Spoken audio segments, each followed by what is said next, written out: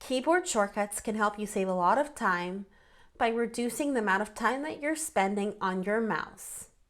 To view Spike's keyboard shortcuts, click on the question mark icon in the top right corner and then select Keyboard Shortcuts. You can scroll through this menu and see all of the keyboard shortcuts that Spike has to offer. Here I will show you some useful shortcuts that I use in my day-to-day workflow. To open up the Composer and send a new message, on PC press Ctrl-N and on Mac press Command-N. To switch the email address that you're sending the message from, on PC press Ctrl-Shift-F and on Mac press Command-Shift-F.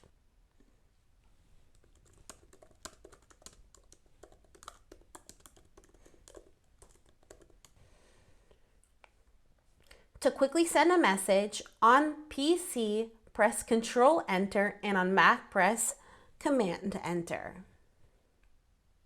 Lastly, to switch between your email addresses that you've connected to Spike and the unified inbox on Windows, press Ctrl-Shift-S and on Mac, press Command-Shift-S.